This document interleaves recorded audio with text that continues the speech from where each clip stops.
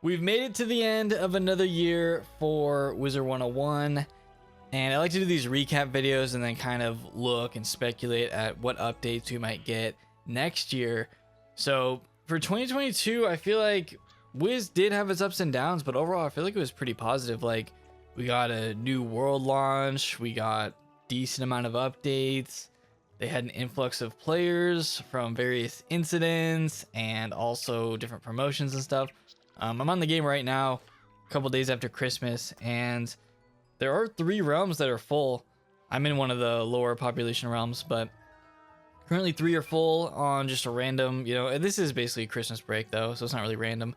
But yeah, people are playing. Maybe people got this game for Christmas. I don't know. Maybe they got a membership or something. Even though the first arc for this game is free right now. You can play all the way through Dragonspire for free without membership. And I feel like people are taking advantage of that, so maybe that's why people are on. But yeah, the game is still going. It is 14 years old at this point. I was thinking about that. I'm like, there's probably people that play this game, like kids that aren't 14, so the game is older than them. Maybe it was the parents of the kids that originally played this game back in the day, and they showed it to their kids. I don't know, but that's kind of a weird thought. But in 2023, they're going to be 15. Don't know if they're going to do anything special for that, maybe. But yeah, the game is still going, and they're still updating it. They've got a new world that came out this year, and they've got some other updates. So I'm going to start with some of the smaller updates. Actually, I need to go this way. We're going to run over to the loyalty store, which is one of the updates that they put out this year.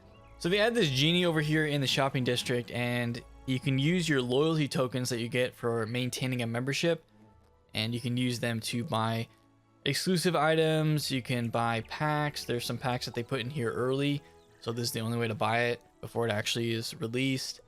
They also have some mounts. This mount is a permanent 2-person mount that is only 1 token, so I can actually buy this right now. You can also buy the double XP potion in here for 1 token, so pretty good stuff. Don't buy the skeleton key. I feel like that's not worth 1 token. I have so many of those, but the other stuff is good. Like, this is a really good deal. But that is one of the new updates. I think it's a great addition. So they update that like weekly, pretty sure. Another notable update to the game in 2022 was guilds. And with guilds, they also added in raids. Yes, Wizard101 actually has a raid in the game right now. It's the Dragonspire raid. And basically with guilds, you can just, as with other MMOs, you just get with a group of friends. You can create this guild, or you can just join one. And you have a guild house. You can decorate it and all of that. And then the most dedicated guilds can go ahead and try to do these raids. There's only 1 raid. I'm sure they'll add more in the future. And basically it's the hardest content in the game, so it requires a group of dedicated players in order to do it. I've never done it because I never actually joined a guild, but you can do that, and it is in the game. It is pretty high level and difficult content, but it's not required. It's completely optional. Yes, it has good gear, but I feel like the gear from the new world that they just came out with is pretty comparable to the raid gear, so you can just do that instead. The new world that I'm talking about is the world of Novus. So on the 5th page here, we have Arc 4, and here's the newest world. Caramel, Lemuria, and Novus are all part of Arc 4. The previous arc, Arc 3, ended in Imperia. So we're on to the 5th page of worlds here, which makes sense for them to want to make the first arc free, which it is right now, but it's not permanent. There's a lot of worlds in this game, and we're all the way over here onto Novus level 160. So I'll just go over there quick. So here's just a quick look at the newest world of Novus. It is level 160. That is the highest level in the game right now, and they've already confirmed their next world, which I'll talk about in the updates for next year.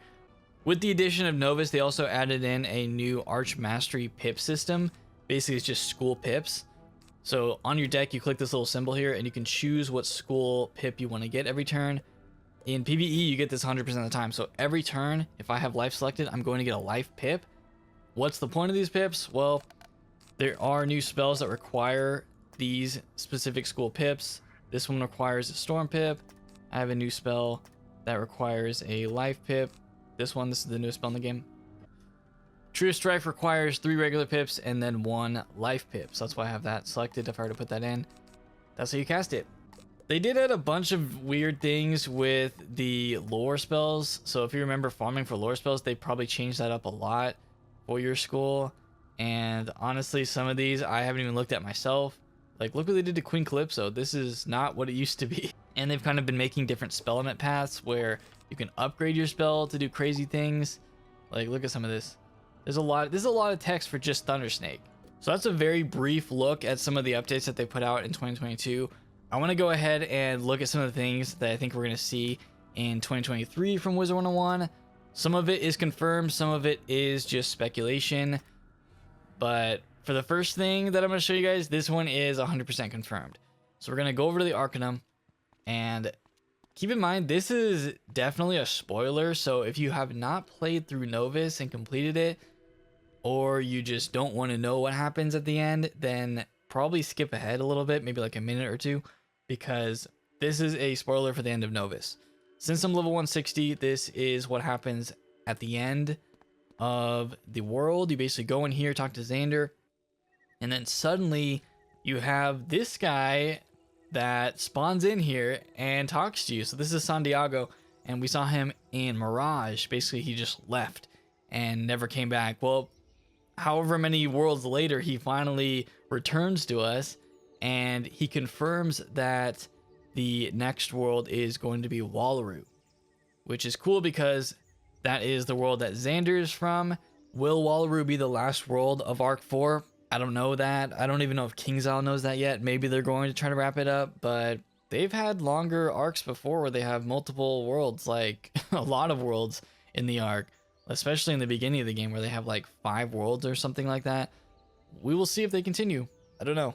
But Wallaroo is the next world confirmed, so that is something that we know going into next year. Something that I really want to see next year from KingsIsle is either some news or maybe a trailer or something of Wizard101 coming to console and or mobile. I know there's a lot of players that want to play this on console and they would play it, especially if they made it really accessible, and I hope we see that in 2023. I don't know about mobile. Mobile's kind of more out there, but console makes sense. And they just have to port it over. I mean, yeah, it's not just ported over. Obviously, it takes a lot of work, and I'm hoping they're working on that. With the new buyout of KingsIsle by Gamigo, that is one of the things that they said they were trying to do. So I hope we get some news on that next year in 2023. We'll just have to see. So Wizard101 did give an interview, and one of the questions was, what is the plan for expansion and future content? So I'm going to read this for you guys, because they did give some hints at what we might see next year. So they say, Novus is our 50th large update in 14 years. We typically have spring, summer, and fall updates. This year we introduced new systems and features like guilds and raids, and completely revamped PvP and PvE combat. On top of that, we also launched our 20th world. We're hard at work on some great content set for release in 2023, and are excited for players to see what's in store. Here's a hint for you. If you listen carefully while exploring Novus, you'll hear the next world's name mentioned. This isn't really a listen carefully type of thing and you'll miss it. Like, this is painfully obvious. At the end, this is like one of the last lines of Novus, and basically Santiago tells you you're going to Wallaroo. So it's pretty obvious. It's not like a small hint. We're also working on some awesome systems and content, including something that our community has been requesting for years, so there's still a lot more to come. So that is the little pieces of information that we get on what KingsIsle is planning for next year.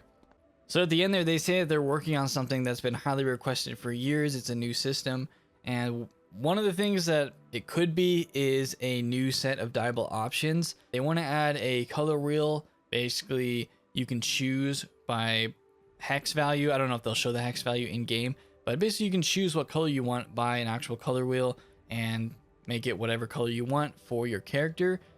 In the game currently, with the dyeable options, you can't even dye a lot of pieces of gear, and the pieces that you can dye, there's only set colors. They also have it to where certain genders cannot use certain colors. That's just how the game has been designed since 2008, and they've never changed that. So maybe they're looking to change those options. I don't know, but that is one of the things that they could be changing. I also heard that they're revamping the stitching to where you can rate people's stitches somehow, maybe have a different area where you can go and people can like show off their stitches, stuff like that. Another thing I would like to see from KingsIsle in 2023 is a pre-quest for the new world, because they did this for Lemuria where they had a couple pre-quests that you had to do, and they were actually like the main storyline. Basically, they gave it to you early, And I would like to see the same thing for the next world. I think it's such a nice thing for players to be able to play the first couple quests before the world actually comes out, to kind of build up the hype and let you start a little bit early on that. So I hope they do the same thing for the next world. They don't have to show the world, obviously, like the pre-quest usually doesn't involve going to the world yet, but I would like to see that for the next world. I think that would be something that they could do, start working on the quests and get that to players, just to kind of start people thinking about the next world and kind of start the dialogue, start up the lore, and kind of get people talking. All right, so we're nearing the end here. The only other thing that I would like to see in 2023 is for them to make the first arc free permanently. It's free right now during their promotion until the end of the year, but I feel like the data and the analytics are going to be good. I feel like a lot of players actually came back and played the game during this free period. There's also free membership and free membership benefits for a time, so they kind of gave players a lot of free things, and I'm hoping there was a good response to that, and they decided to make it free. I don't see why not. There's a ton of worlds in this game. As they said in their kind of wrap up in their interview question, this is their 20th world. So the first 5 worlds for free is a very small percentage of the amount of worlds. Giving players the first 5 worlds for free, I feel like is smart. I believe that's a smart thing. Give players 5 worlds, you still have 15 more that, yes, you have to pay for, but I mean, come on, if you get to the first 5, you're probably going to want to continue. So that is going to do it for me. I hope you guys enjoyed this video looking ahead at what we might see from Wizard101 in 2023. If you guys enjoyed it, please leave a like on this video. Definitely subscribe for more videos in the future, and I'll see you all next year.